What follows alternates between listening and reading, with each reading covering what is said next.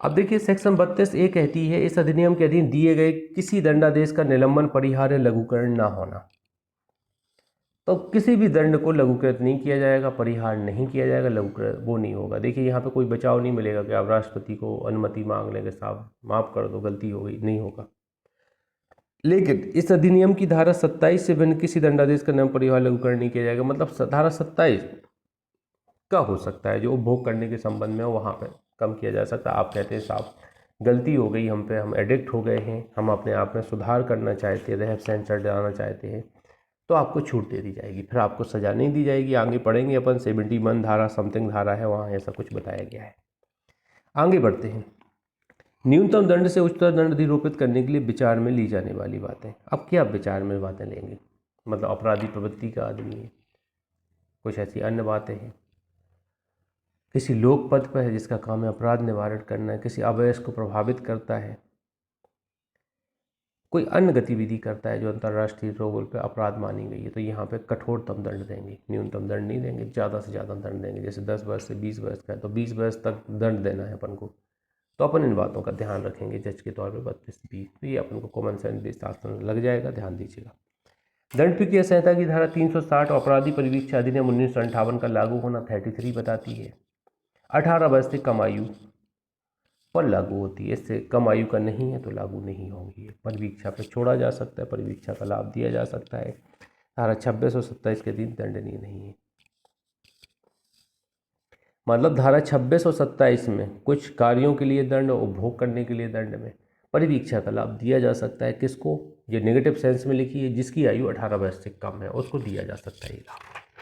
आगे बढ़ते हैं। 34 अपराध के किए जाने से विरत रहने के लिए प्रतिभूति। अब देखिए अपराध नहीं करना है तो यहाँ पे बॉन्ड भरवाए जा सकते हैं। 106 CRPC की भांति परिशांति के लिए दोषसिद्धि पे बॉन्ड भरवाते, पहले सजा करेंगे फिर बॉन्ड भी भरवाएंगे 3 साल का कि भैया जैसे निकल के आओ अगले 3 साल तक आपको क्या करना है, प्रतिभूत सहित या रहत अच्छे काम करना है। कोई काम करोगे फिर से पकड़ के जेल में डाल देंगे।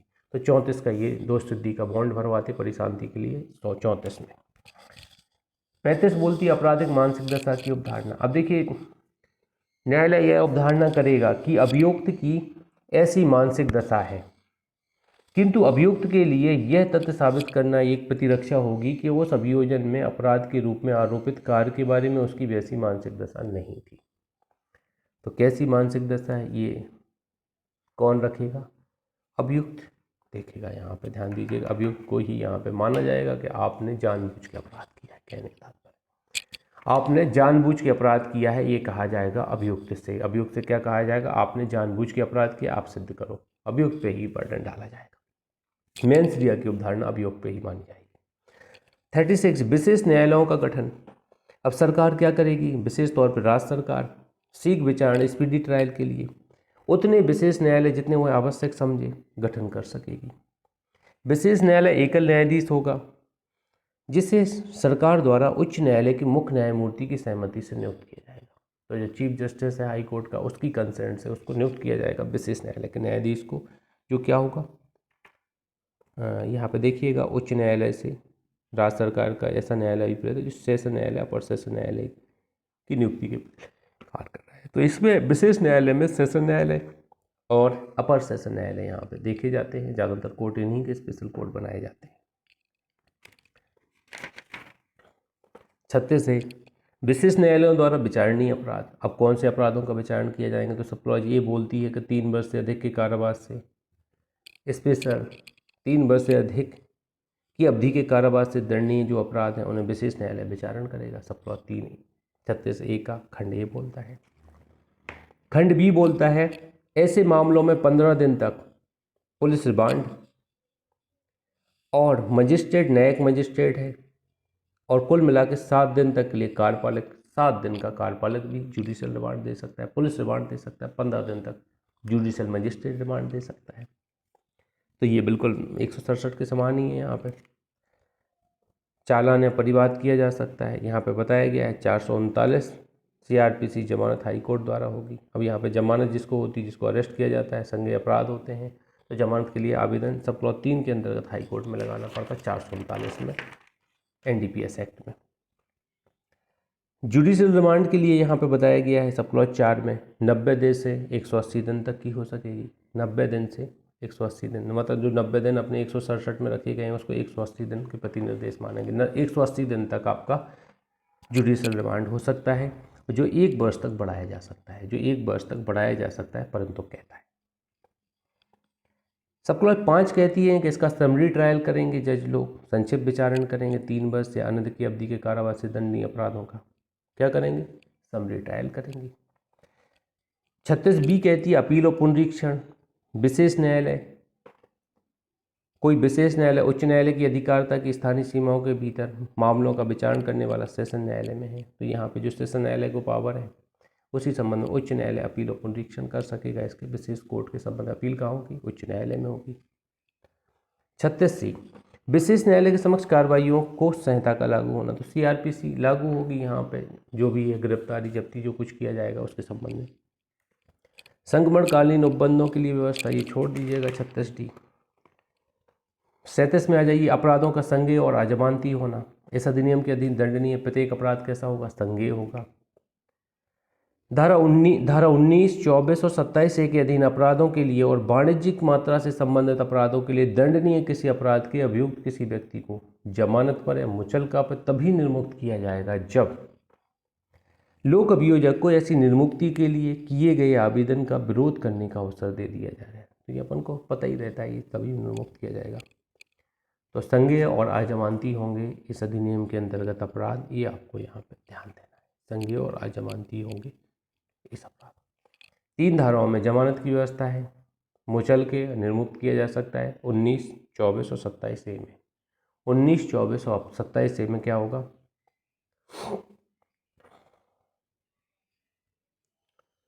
जमानत दी जा सकती है। जब लोक अभियोजक ऑब्जेक्शन नहीं करेगा तो जमानत दे देंगे। 19, 24, 27A। तो आपसे पूछा जा सकता है NDPS एक्ट में किन मामलों में जमानत दी जा सकती है लोक अभियोजक की कंसेंट पर।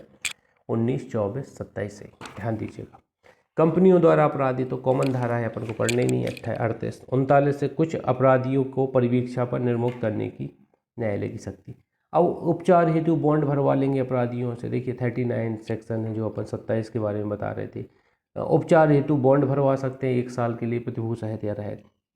अपराध पर विरत रहने का बॉन्ड भरवा सकते 3 वर्ष के लिए प्रतिभू रहित या सहित। तो यहाँ पे छोड़ा जा सकता है, भर्तना पर या परिवीक्षा पे छोड़ा जा सकता है। ऐसे व्यक्ति को निर्मुक्त किया जा सकता है, सजा न देकर रिहैब सेंटर भेजा जा सकता है, सेक्शन 39 में। आगे बढ़ते हैं। 40, कुछ अपराधियों के नामों, कारोबार के स्थान आदि को प्रकाशित करने की न्यायालय की शक्ति। तो न्यायालय की पावर है इस तरह के जो वाणिज्यिक मात्रा से संबंधित अपराधी पाए जाते हैं, नाम और पता प्रकाशित कर दिए पेपर में समय समय पर। सेक्शन चैप्टर 5 है 41 से 68 तक। वारंट जारी करने की शक्ति का प्राधिकार। तो यहाँ पर ध्यान दीजिएगा 3 लोगों को प्राधिकार है। MM को प्राधिकार है, JMFC को है और JM सेकंड क्लास मजिस्ट्रेट को है। 3 पदाधिकारियों को वारंट, सर्च वारंट जारी करने का अधिकार है 41 में। बस इतना आपको यहाँ पर ध्यान देना है। इसमें क्या कार्रवाई होती है पढ़ने की बिल्कुल कतई ज़रूरत नहीं है। 42 बोलती है वारंट का प्राधिकार के बिना प्रवेश, तलाशी, अधिग्रहण और गिरफ्तारी करने की शक्ति। तो यहाँ पर ध्यान दीजिएगा ये किसको है, तो इसके लिए भी आपको थोड़ा ध्यान देना है कि ये प्रवेश कर सकते हैं, तलाशी ले सकते हैं, द्वार तोड़ सकते हैं, जब्त कर सकते हैं, निरुद्ध कर सकते हैं, गिरफ्तार कर सकेंगे किसी को। तो यहाँ पे ध्यान दीजिएगा, यहाँ पे कोई ऐसा अधिकारी जो चपरासी, सिपाही, कांस्टेबल की पंक्ति से वरिष्ठ अधिकारी है, मतलब हेड कांस्टेबल तो होना चाहिए कम से कम, जिसे केंद्रीय सरकार द्वारा औषधि नियंत्रण, उत्पाद शुल्क, पुलिस या किसी विभाग का कोई ऐसा अधिकारी जो किसी चपरासी, सिपाही, कांस्टेबल्स की वरिष्ठ हो। तो यहाँ पे केंद्र सरकार और राज्य सरकार के अधिकारियों की बात यहाँ पे की जा रही है, जो एक निर्धारित मतलब हेड कांस्टेबल या उससे ऊपर रैंक के अधिकारी यहाँ पे अरेस्ट कर सकते हैं, तलाशी कर सकते हैं। लेकिन यहाँ पे सबसे लास्ट में जो परंतुक दिया गया है उसको थोड़ा एक बार देख लीजिएगा, इससे आपका एक व्यू और क्लियर हो जाएगा। व्यू ये है कि परंतु इस अधिनियम या इसके अधीन बनाए गए किसी नियम या किए गए आदेश के अधीन विनिर्मित औषधियों या मना प्रभावित पदार्थों या नियंत्रित पदार्थों के विनिर्माण के लिए दी गई अनुज्ञप्ति के धारक के संबंध में ऐसी शक्ति का प्रयोग ऐसे किसी अधिकारी द्वारा किया जाएगा जो उपनिरीक्षक से पंक्ति से नीचे ना होगा। तो देखिएगा किस संबंध में, विनिर्मित औषधि, मना प्रभावित पदार्थ और नियंत्रित पदार्थ के विनिर्माण के लिए दी गई अनुज्ञप्ति के धारक के संबंध में। अब यहाँ जब्ती करना है आपको, जिसके पास लाइसेंस है ऑलरेडी उसकी जब्ती करना है, तो उपनिरीक्षक से नीचे का नहीं होना चाहिए। सब इंस्पेक्टर होना चाहिए, 2 स्टार का होना चाहिए, वो यहाँ पे जब्ती करेगा। अन्य जगह पे यहाँ पे प्रवेश, जब्ती, तलाशी कौन कर सकेगा? कोई भी पुलिस अधिकारी कर सके, चाहे सेंट्रल का हो या स्टेट गवर्नमेंट का हो, जो कांस्टेबल से ऊपर का है। 2 चीज़ यहाँ ध्यान दीजिएगा। इसकी सब क्लॉज 2 और देखिएगा। जहाँ कोई अधिकारी किसी इत्तला को उपधारा 1 के अधीन लिखता है या उसके विश्वास के आधारों पर उसके परिणतों के अधीन लेखबद्ध करता है, वहाँ वह उसकी एक प्रति अपने अव्यवहित पदीय वरिष्ठ अधिकारी को 72 घंटे के भीतर भेजेगा। तो अपने सीनियर को भेजना है। सब इंस्पेक्टर करेगा तो थाना प्रभारी 3 स्टार जो रहता है निरीक्षक, उसको अपनी जानकारी देगा, साहब यहाँ मैंने जब्ती की है। 43 लोक स्थान में अभिग्रहण और गिरफ्तारी करने की शक्ति। अब किसी भी विभाग का कोई भी अधिकारी जब्त कर सकता है, प्रवेश कर सकता है, लोक स्थान में गिरफ्तार कर सकता है, कोई भी। आपने देखा ना, आप हवाई जहाज से जा रहे हैं, अब आपके पास में क्या है, कोई ऐसा नार्कोटिक्स पदार्थ है, तो हवाई जहाज वाले जो कर्मचारी होते हैं, ऑफिसर होते हैं, वो आपको पकड़ लेते हैं, चेकिंग करते, अरेस्ट कर लेंगे, जब्त कर लेंगे, अरेस्ट। तो कोई भी अधिकारी यहाँ पे जब्त करने के लिए पावर्ड है। 43 में आप ध्यान दीजिएगा। 44 धारा है कोका के पौधे, अफीम पोस्त और कैनबिस के पौधे से संबंधित अपराधों में प्रवेश, तलाशी, अभिग्रहण और गिरफ्तारी करने की शक्ति। तो यहाँ पे थोड़ा ध्यान दीजिएगा, जैसा निर्देश दिया जाए वो गिरफ्तार कर सकता है, अभिग्रहण कर सकता है। अगला है 45, जहाँ अभिग्रहण के लिए दायी माल का अभिग्रहण साध्य नहीं वहाँ प्रक्रिया। जहाँ अभिग्रहण साध्य नहीं वहाँ प्रक्रिया क्या करेंगे? जैसे खड़ी फसल है, अवैध तरीके से फसल बोए हुए हैं आप, तो क्या करेंगे? समग्र रूप से प्राधिकृत कोई अधिकारी स्वयं माल पर या उस कब्जा रखने वाले व्यक्ति पर आदेश की तामीली कर सकेगा। ऐसी कार्रवाई माल को हटाएगा, विलग करेगा, कोई अन्य कार्रवाई करेगा। तो वहाँ से माल को हटवा सकेगा, डिस्ट्रॉय करवा सकेगा, या फिर फसल पकने तक क्या कर लेगा? अपने अधीन ले लेगा। ये तो काम की धारा नहीं है। 44, 45, 46, अवैध खेती की इत्तला देने का भूधारक का कर्तव्य इंपॉर्टेंट है। किसी पुलिस अधिकारी को या धारा 42 में वर्णित किसी विभाग के अधिकारी को इत्तला देगा कोई भी भूस्वामी।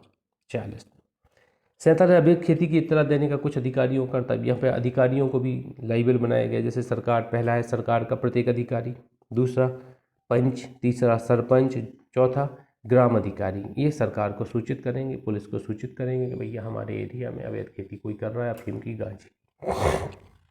48, अवैध रूप से की गई खेती की फसल को कुर्क करने की शक्ति। अब कुर्क करने का पावर कौन, आदेश कौन करेगा? एमएम करेगा, जीएमएफसी करेगा, या सेकंड क्लास मजिस्ट्रेट करेगा, जिसे राज्य सरकार सशक्त करेगी। ये कुर्क करने का आदेश दे सकते हैं, ऐसी फसल को कुर्की करवा लेंगे।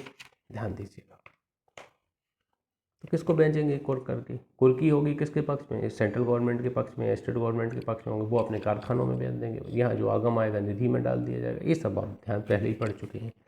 49, परिवहन को रोकने, उसकी तलाशी लेने की शक्ति। कोई भी सामान जा रहा है, मान लीजिए घोड़ा जा रहा है।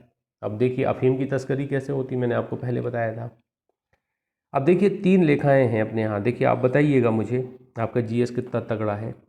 बताइए भारत और चीन के बीच में कौन सी रेखा है, कौन सी सब बॉर्डर रेखा बनाई गई है? बताइए भारत और चीन के बीच में कौन सी बॉर्डर रेखा है? भारत और पाकिस्तान के बीच में कौन सी बॉर्डर रेखा है? भारत और अफगानिस्तान के बीच में कौन सी बॉर्डर रेखा है? बताइए। सपना बता रही है। हाँ सपना, क्या बोला आपने? चाइना और इंडिया के बीच में मैकमोहन, इंडिया और चाइना के बीच में मैकमोहन। और बताइए। और पाकिस्तान और इंडिया के बीच में रेड क्लिफ है, रेड क्लिफ है। और बताइए अफगानिस्तान के बीच में और उसके बीच में कौन बताएगा? अफगानिस्तान के बीच, हाँ ऋचा बताइए, हारून भाई बताएंगे। डूरंड रेखा है क्या सर? हाँ डूरंड रेखा ही है मेरे ख्याल से। ठीक है, अपन फिर भी यहाँ कंफर्म कर लेना तीनों का। 2 तो आपने क्लियर बता दिया, अफगानिस्तान यहाँ मेरे माइंड से और चट रहा है ये। ठीक है, सपना बताना चाहती क्या? चलिए तीनों आप एक बार देख लीजिएगा, ये पूछी जाती हैं अक्सर, बहुत पॉपुलर रेखाएं हैं तीनों, इंडिया की जुड़ी हुई है, इंडिया से जुड़े हुए। क्या है सर नोट करने के लिए सर समझ नहीं पा रहे हम, क्या बोल रहे हैं आप? कर दीजिए, नोट कर लेंगे सर, मेरे पास नहीं, मुझे नहीं पता है। अरे गूगल पे सर्च करो, गूगल पे आपको तुरंत मिल जाएगा। मैं एक काम करूँगा, स्क्रीनशॉट भेज दूंगा। आज मेरी एग्जाम में ड्यूटी लगने वाली है एलएलबी के, फ्री बैठूंगा तो मोबाइल से स्क्रीनशॉट लेके भेज दूंगा तीनों रेखाओं का। ठीक है, ग्रुप पे डाल दूंगा आप लोगों के। सपना को भी मैं जोड़ दूंगा, एक क्रैश कोर्स वाले ग्रुप से कोई कम्युनिकेशन होती है तो आप लोगों तक कम्युनिकेट किया जाता रहेगा। 50, वे शर्तें जिनके अधीन व्यक्तियों की तलाशी ली जाएगी। नहीं पढ़ना है, आपको पता है ये तो। देखो यहाँ पे सब क्लॉज 5 कहती है। देखिए कि ये लोग क्या करते हैं, अब हवाई जहाज़ से यात्रा करना है, अफीम या कोकेन ले जाना है तो उसकी गोलियाँ बना लेते हैं। सेलुलोज की लेपर वाली गोलियाँ होती हैं, उनको निगल जाते हैं अंदर और एनिमा दे के निकाल लेते हैं, फिर उनको वहाँ बेचते हैं। करोड़ों अरबों की बिकती है ये। तो पेट के अंदर की भी अफीम या तलाशी ली जा सकती। 5 बोलती है 72 घंटे के अंदर का सीनियर ऑफिसर को सूचित करना है। हाँ ऋचा, कुछ बताना चाहती हैं? देखिए कंफर्म कर दिया इन्होंने। गूगल महाराज सब बताते हैं, आपको बताएंगे चाय कैसे बनाई जाती, सब कुछ बताएंगे गूगल महाराज। ठीक है, तो भाई यहाँ पे थोड़ा ध्यान दीजिएगा आप लोग। 50 से नियंत्रित परिधान जिम्मे लेने की शक्ति। नियंत्रित परिधान क्या है? जिम्मे लेने की शक्ति यहाँ पे बताई गई है किसमें?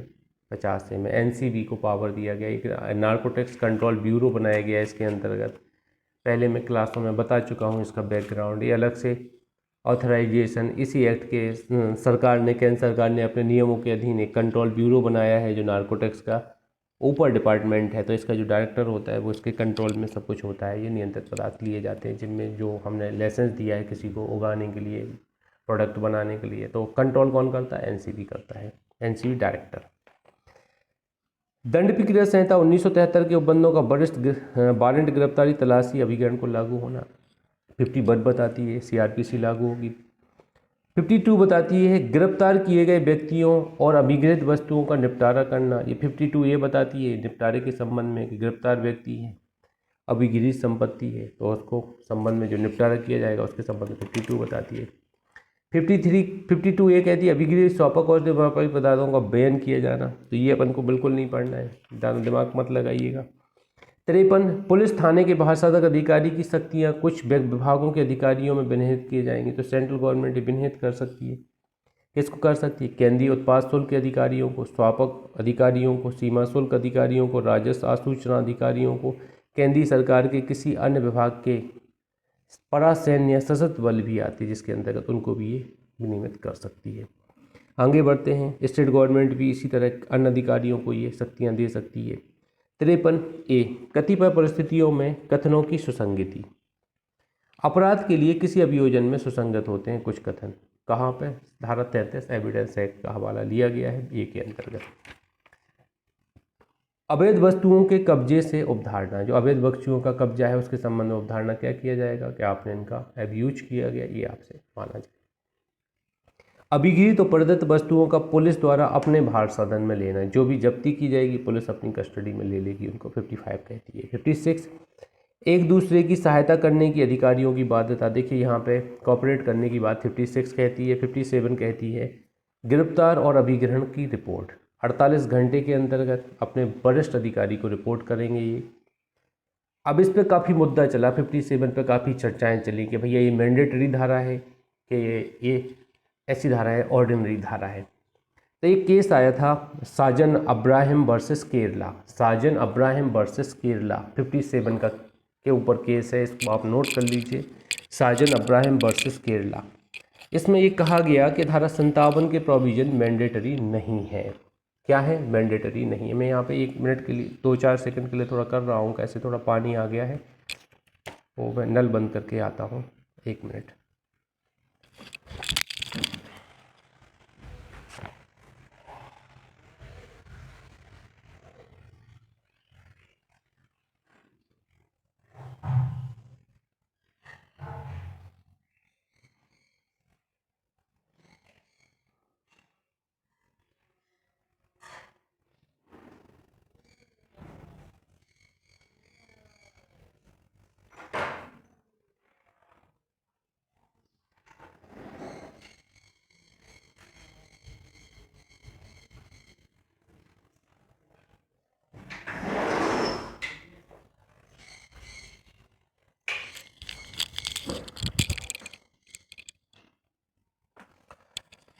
चलिए आगे बात करते हैं। गिरफ्तारी और अभिग्रहण की रिपोर्ट वरिष्ठ अधिकारी को 48 घंटे के अंदर करनी पड़ेगी। इस पर बताया गया था कि ये मैंडेटरी प्रोविजन नहीं है साजन अब्राहम वर्सेस केरला में। दूसरी धारा है 57 ए अधिसूचित अधिकारी द्वारा गिरफ्तार किए गए व्यक्ति की संपत्ति के अभिग्रहण की रिपोर्ट। अब जो संपत्ति जब्त की जाएगी वो अभिग्रहण की रिपोर्ट 90 दिन के भीतर की जाएगी। किसको? अधिकारिता रखने वाले सक्षम अधिकारी को की जाएगी रिपोर्ट 90 दिन के अंतर्गत जो संपत्ति जब्त की गई है। 58 तंग करने वाली प्रवेश, तलाशी, अभिग्रहण या गिरफ्तारी के लिए दंड। अगर किसी को तंग करने के लिए तलाशी ली जाती, प्रवेश किया जाता, गिरफ्तार किया जाता तो ऐसी में दंडित किया जाएगा। कितने दंड से? कारावास होगा 6 माह तक का, या जुर्माने से 1000 रुपये तक का, या दोनों से दंडित किया जाएगा। 6 माह, 1000 तक, या दोनों से दंडित किया जाएगा। दूसरा है कोई व्यक्ति जो इस अधिनियम के अधीन जानबूझकर और दुर्भाव से मिथ्या इत्तला देगा और उसके अधीन इस प्रकार कोई गिरफ्तारी या तलाशी करवाएगा, वह कारावास से 2 वर्ष तक या जुर्माने से दोनों से दंडित किया जाएगा। अब यहाँ पे बाहर के व्यक्ति को भी जो झूठी जानकारी देकर गिरफ्तार करवाएगा उसको भी दंडित किया जाएगा, अधिकारी को भी दंडित किया जाएगा। 59 अधिकारी की कर्तव्य में असफलता या इस अधिनियम के उपबंधों के उल्लंघन में उसकी मौनानुकूलता। अब आपको कर्तव्य करने के लिए रखा गया है, अब नारकोटिक्स ऑफिसर हैं लेकिन आप जानबूझ के कर्तव्य उल्लंघन करते हैं तो आपको दंडित किया जाएगा 1 वर्ष तक, जुर्माने से, दोनों से।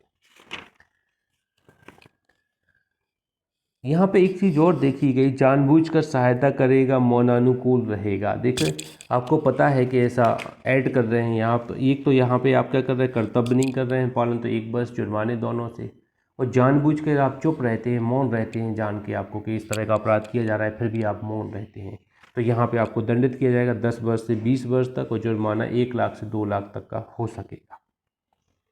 केंद्र सरकार, राज्य सरकार की मंजूरी के से किए गए लिखित परिवार पर ही इन पर कार्रवाई की जाएगी। अधिकारी है तो जैसा अधिकारी राज्य सरकार का तो राज्य सरकार की लिखित मंजूरी लगेगी, केंद्र सरकार का है तो केंद्र सरकार की लिखित मंजूरी लगेगी। सबको 3 बोलता है। सेक्शन 60 बोलती है अवैध औषधियों,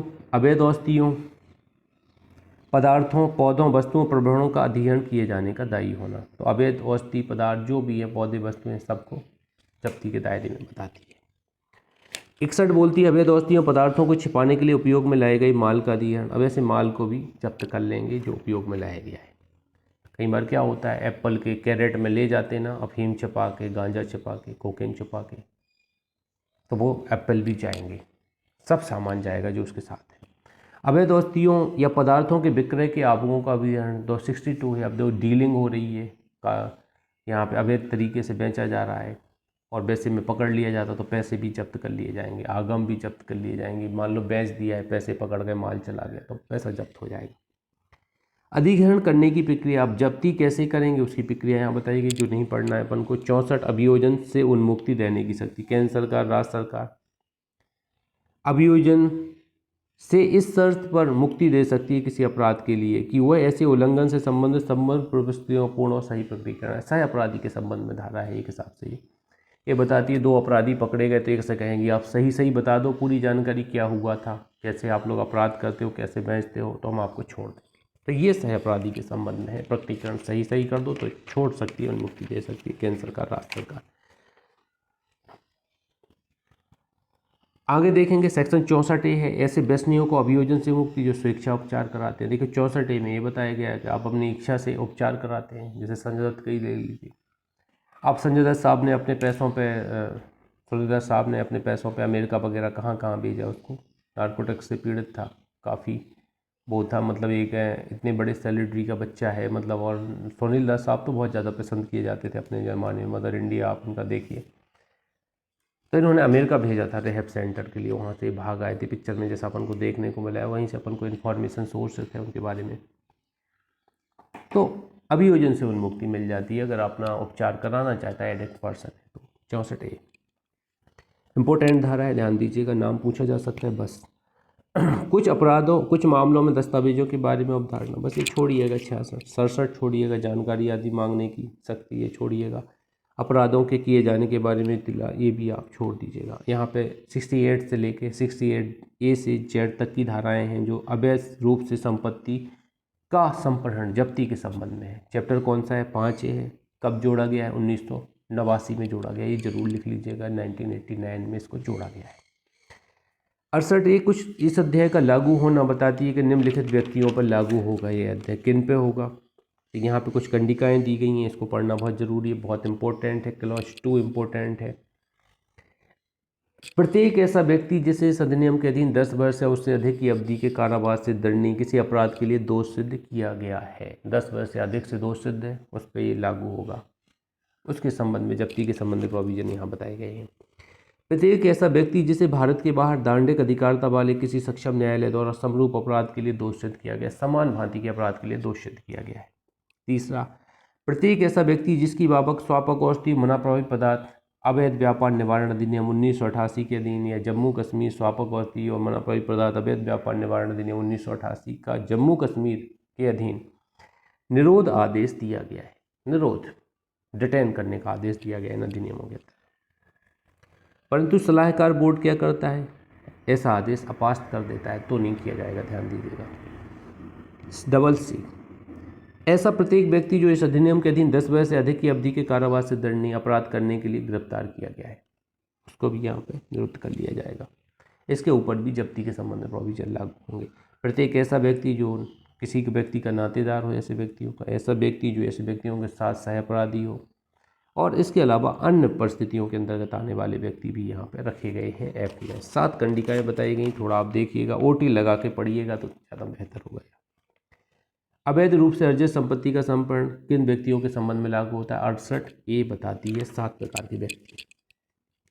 68B बताती है अपील अधिकरण, अपील अधिकरण के बारे में 68N में, जिसको संपत्ति संप्रेषण संपत्ति अपील अधिकरण के नाम से जाना जाएगा। 68N में इसको एक्सप्लेन किया।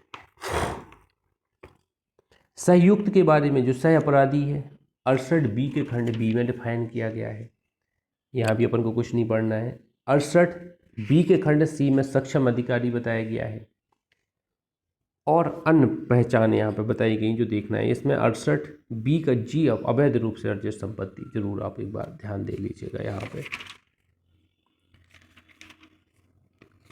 सेक्शन 68C पे आ जाते हैं, अवैध रूप से अर्जित संपत्ति धारण करने का प्रतिशत। तो ऐसे इलीगल संपत्ति को कोई धारण नहीं करेगा, रोक लगाई गई, इससे पता ही चल रहा है, अंदर पढ़ने की जरूरत नहीं है।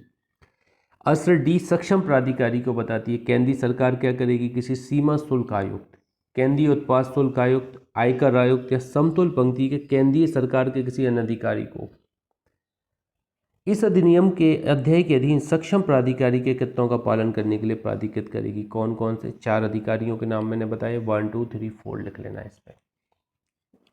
68E अवैध रूप से अर्जित संपत्ति की पहचान करना,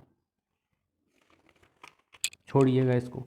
68F अवैध रूप से अर्जित संपत्ति का अभिग्रहण या रोक लगाया जाना, इसको भी छोड़ दीजिएगा।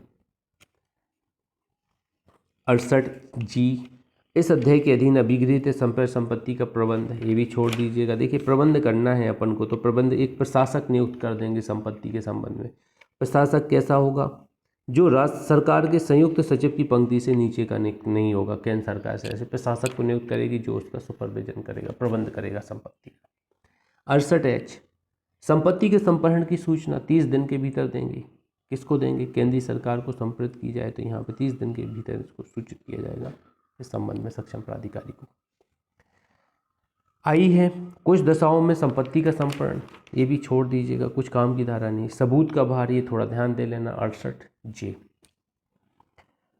इस अध्याय के अधीन किन्हीं कार्रवाइयों में साबित करने का भार की 68H के अधीन तामील की गई सूचना में विनिर्देश कोई संपत्ति अवैध रूप से अर्जित संपत्ति नहीं है, प्रभावित व्यक्ति पर होगा। किस पे होगा? प्रभावित व्यक्ति पे होगा। जो प्रभावित व्यक्ति है उस पर ये साबित करने का भार होगा, ये ध्यान दीजिएगा।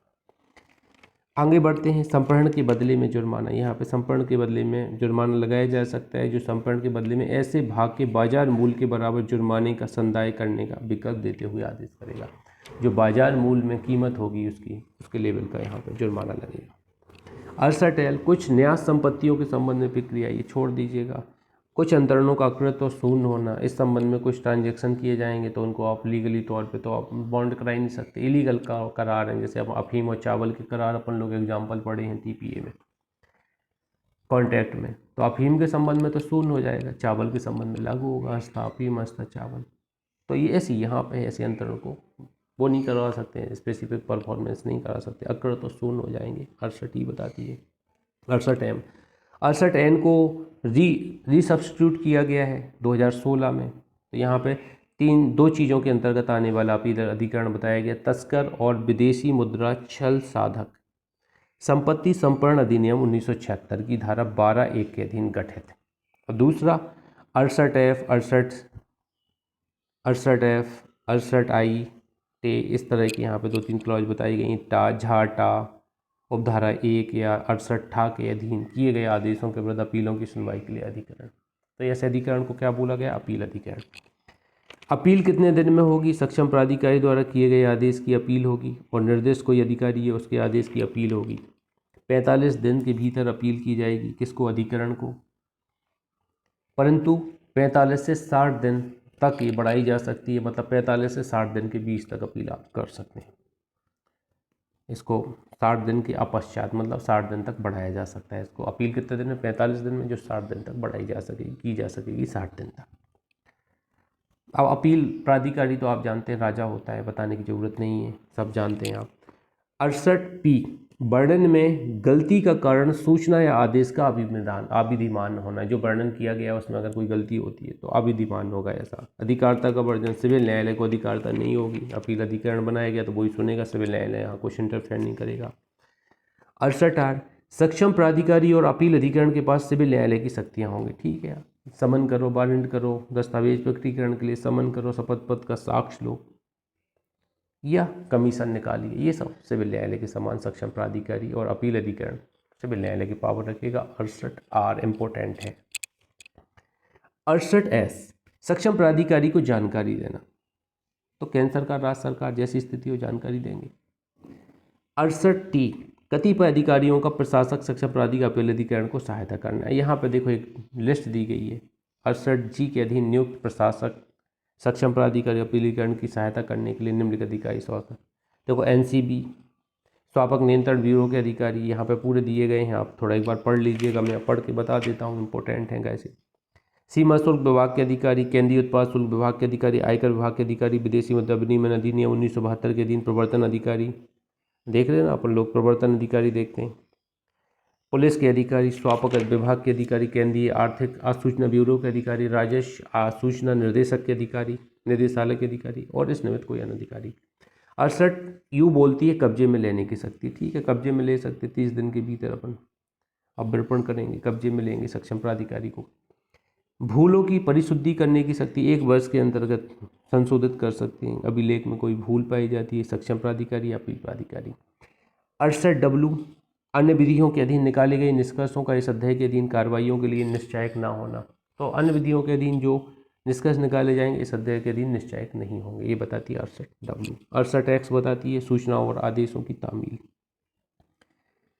रजिस्ट्री के डाक द्वारा की जाएगी तामील या सहदृश भाग पर चिपका कर की जाएगी।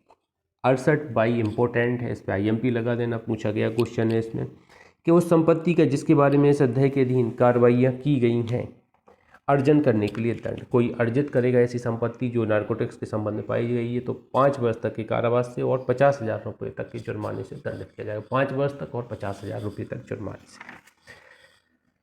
संपत्ति का निर्मुक्ति नहीं पढ़ना है। अब चैप्टर 6 है जिसमें कुछ नहीं है, इसके मेन पॉइंट अपन देख लेते 2-4-5 मिनट में, जिससे ये थोड़ा क्लियर हो जाए, फिर आगे बढ़ते हैं अपन।